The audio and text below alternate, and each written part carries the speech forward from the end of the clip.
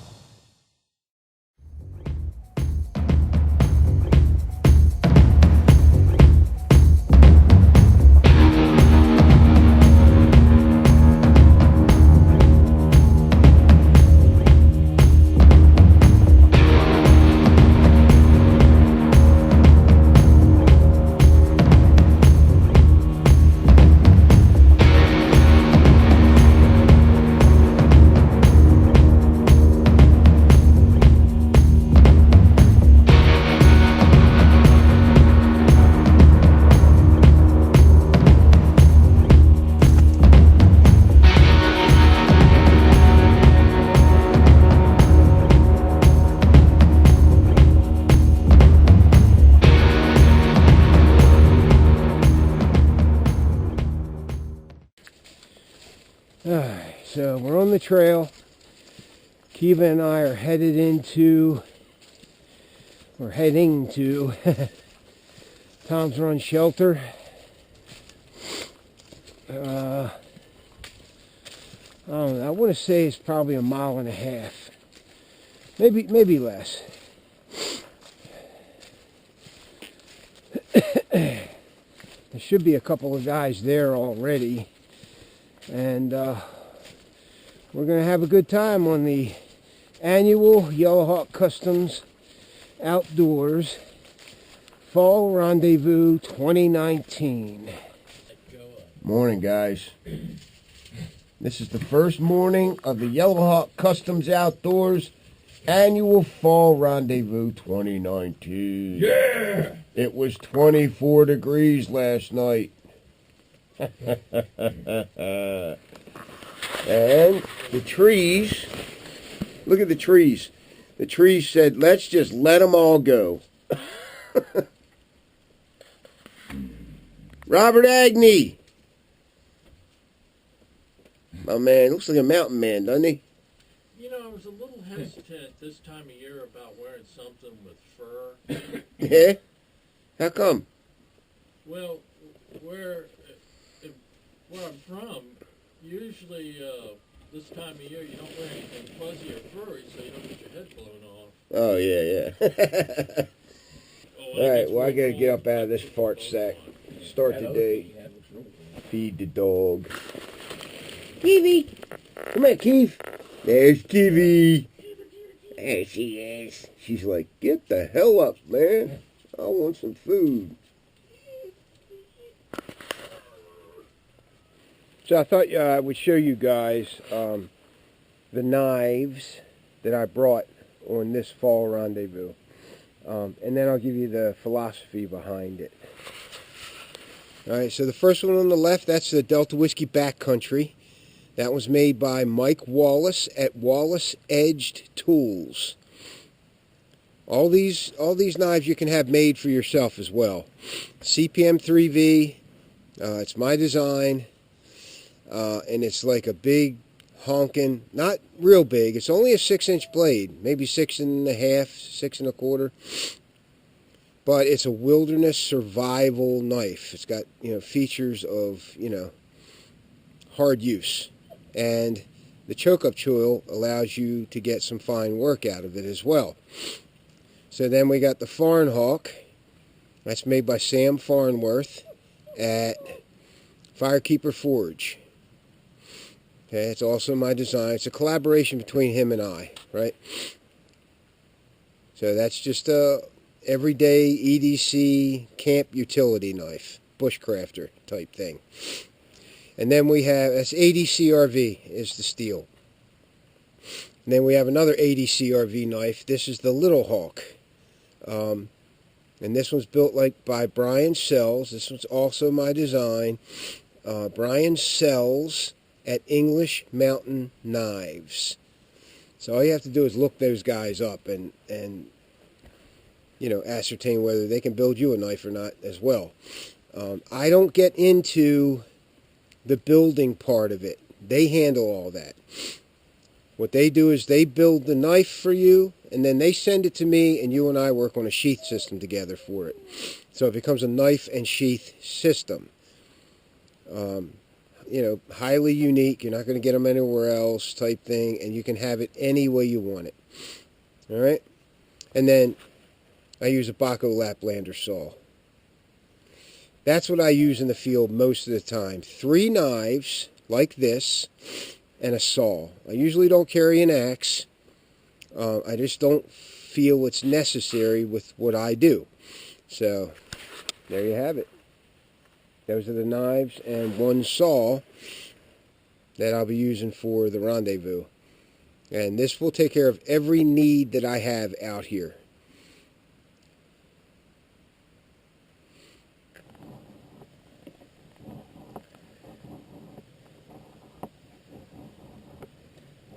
Stuff that hard? This fat wood is really got a lot of resin in it, so yeah, it's hard. It's harder than regular wood to feather. Plus it's frozen. It's cold. So I just want to get a bunch of slivers of this, a bunch of feathers. Then I'm going to make some Maya dust, put it on top, and then strike a ferro rod into it. That usually works pretty good. For me, anyway. Fat wood is the no-brainer fire starter. And it doesn't really matter if you can find it where you are or not. Just carry a piece. I've been carrying this around for 2 years. And made, you know, all kinds of fires from it.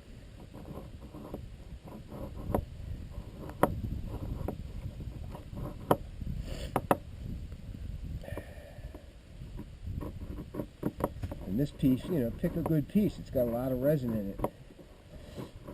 It's almost translucent looking. I probably gave that to you. This came from, who gave me this? Somebody gave it to me. I found a bunch of it. I mean, I got lucky. Found a stump with a bunch of it, bunch of fat wood in it, and I harvested a bunch of it. I got it in a box at home, but I think somebody gave me this piece at one of our rendezvous. Pretty sure.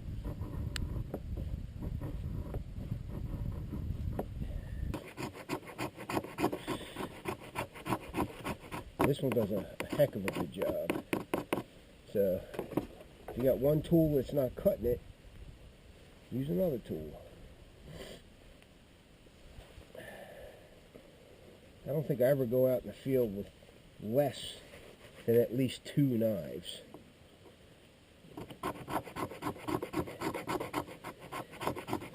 That I know will cover the majority of what I need them to do.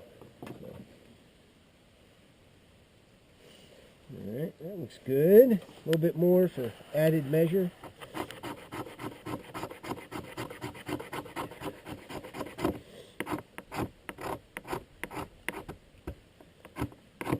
There we go. That should do it.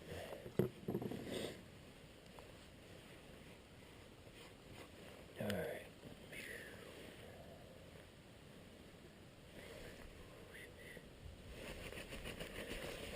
And that,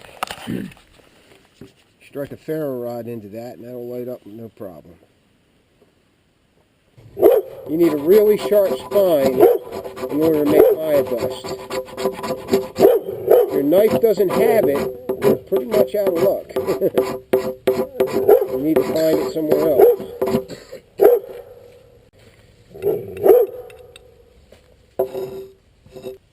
Okay, so I'm always harping on the fact that building a fire out here is 90% preparation. If you prepare all your wood first and you use the right lighting techniques to get it started, you know, stuff that actually works effectively, then you're going to have a good fire and it's not going to go out on you, that kind of thing. We're staging the wood now. So like we got this really small stuff from the end of the hemlock branches. And that around here, this is some good stuff for putting on the flame. Once you got a flame, right? And then we got the pencil size stuff and the quarter size, and then we're, you know, moving up to, you know, batoned wood, that kind of thing. Because generally we don't carry axes out here. We just baton wood, and if it's too big to baton, we don't burn it. You know what I mean? We'll saw through it, or we'll use a big chunk, right, as a back, you know, a leaner, you know, to lean against. But if we can't get through it with a knife, it's too big for us.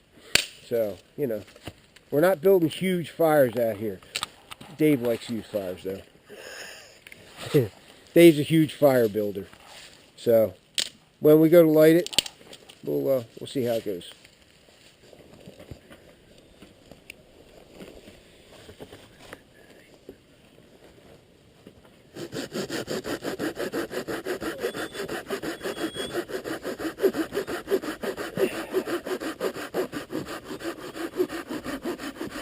I like this Baco Laplander, number one, because it's light. It's really light, and I can put it in a backpack. It's light and short. Some of those other saws, the Silkies, they're great saws. They work very well. They're too heavy and too long for me. So I like this Baco for what it is. And everybody's situations are different. So if I didn't have to carry it, backpack with it, I'd probably have a big Silky. You ever try one of these?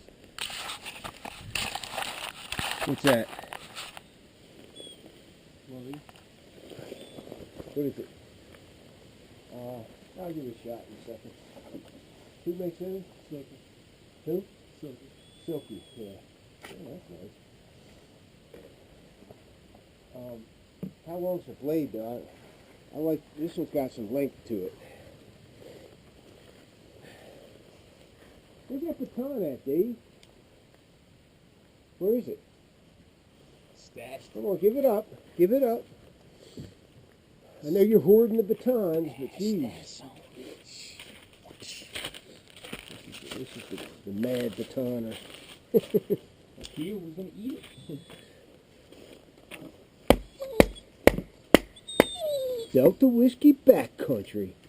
Baby! I know it's a funny looking knife, but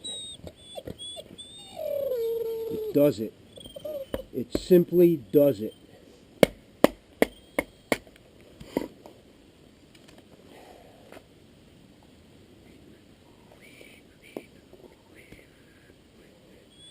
Ooh. That's what happens. I don't like batoning through rocks.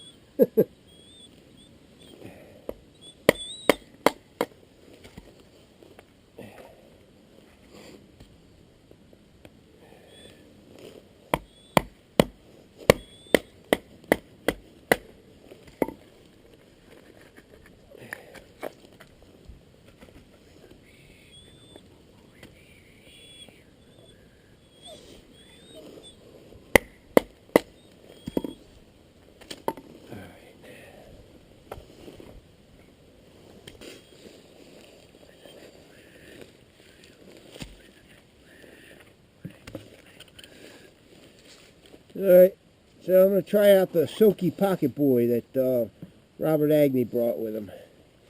Check this one out. The blade's not quite as long as the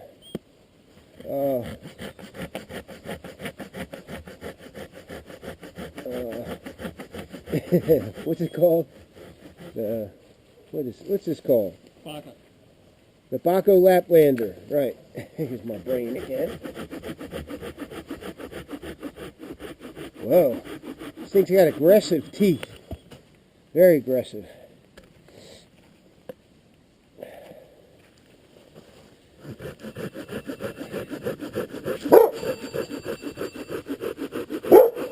Yeah, this one cuts better than the Baco. I'll be honest. I don't mind being honest. It does cut better than well, it's also 4 years old, that saw, so. But this one cuts very well. Easy cut. So, yeah, I like it. It's a nice saw. Man, I'm getting one of these buddies after all.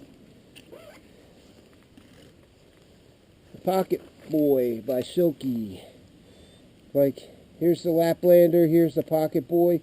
And the Laplander's probably 2 inches longer in the blade. But this one cuts a lot faster.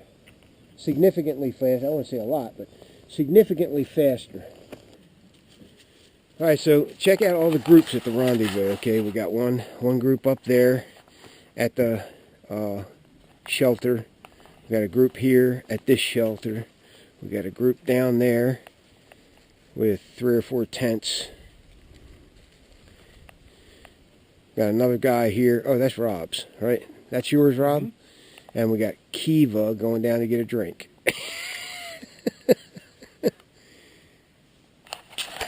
This is the first day of the annual Yellowhawk Customs annual Fall Rendezvous. Yep.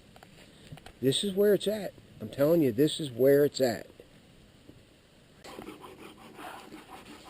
Now, Dave is working on the big wood for the fire, the big stuff. So he went out and got himself some nice seasoned oak from across the stream. And he's sawing it up and batoning it with his axe. So I tried to get him to use the Delta Whiskey backcountry, but he says he doesn't want to break it. Not. So this is all seasoned oak. So you see everything staged up, right? You get real small stuff for the beginning fire. And then all the way on up until everything catches, and then you're moving up to this big stuff, which is like an all-night burn type thing. So, and we pretty much build our fires like this all the time. It like for us, it never fails. You know, as long as we use something like fat wood or poplar bark or something like that to get it started with either a ferro rod or Dave will use a lighter. I'm like allergic to lighters, so hey, sue me, right? And Kiva's like bucking for a piece of wood. She's just waiting for Dave to give her a piece.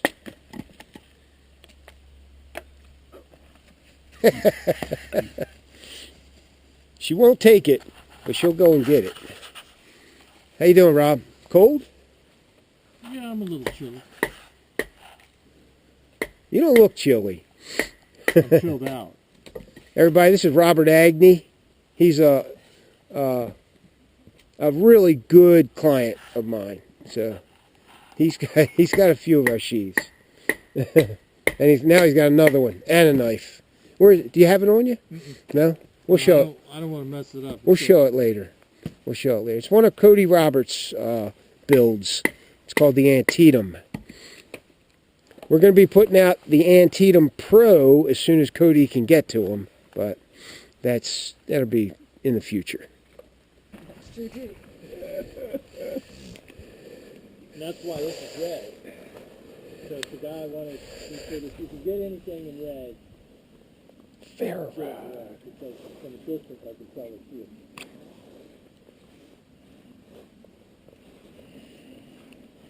That's a neat little combo.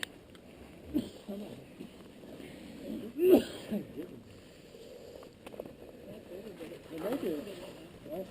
They make it in a double too.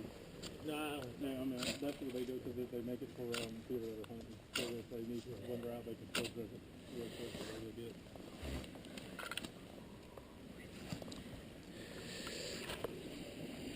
You just stop, drop, and roll. Huh? That's a courtesy reminder. Remember your stop, drop, and roll. Right.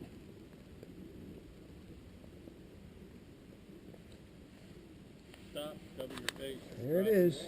That's all there is to it.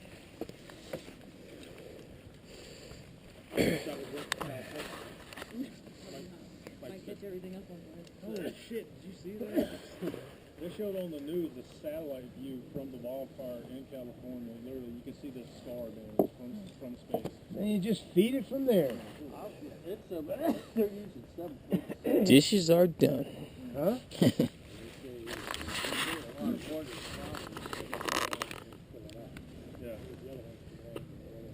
Yeah, scoop up and go.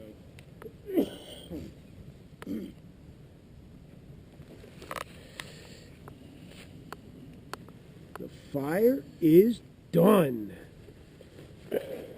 There's Kiwi. Kiwi saying, "Hey, Dad, where's breakfast?"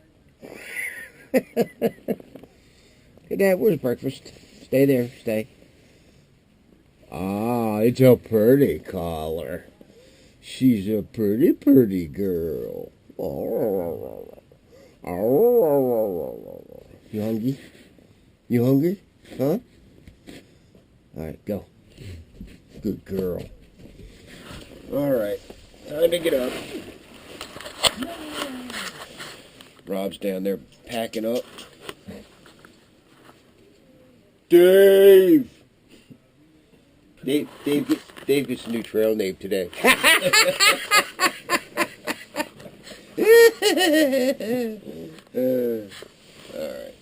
Time to get up. Time to get up. SpongeBob Poopy Pants. SpongeBob Poopy Pants. Breakfast time. I'm eating grits, right?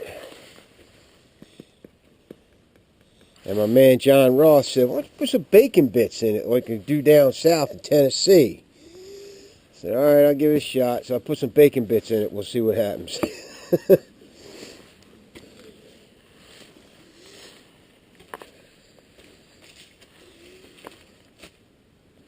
Dave's going to go make a store run.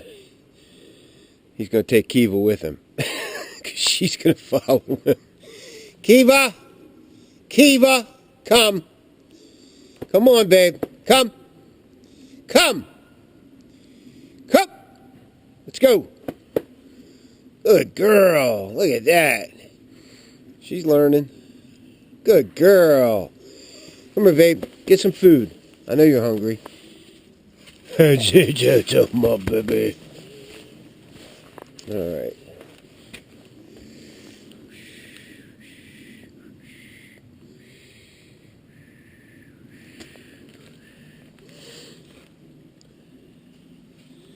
So let's take a look at John's Delta Whiskey Infinity and his sheath system. So this is a knife and sheath system. Nice. That is sweet. Did you ask me to do this, or I just did it? No, I asked you to put the logo. Just put your logo somewhere. You Okay. did the plate. You made Yeah. You called it your Batman plate. Cool. And there it is. He blued the blade. This puppy's seen some work. Very nice. He's got a diamond rod sharpener on the side, ferro rod on the front with a compass.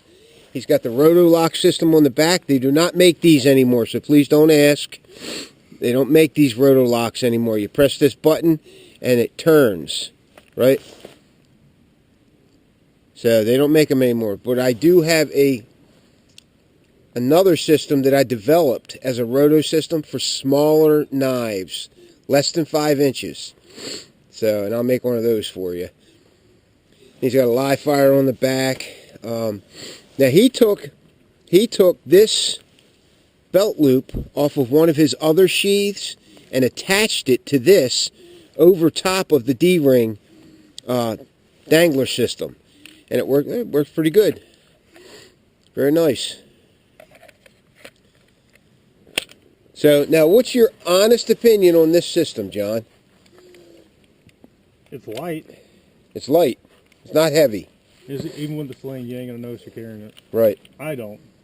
When I do it. Does everything work the way you want it to work? Yeah. I mean, when you take that diamond rod off of there, it sharpens your knife, and then you put it back, right? I've already reprofiled it 2 or 3 times. Very good. Should still. Oh yeah. Yep.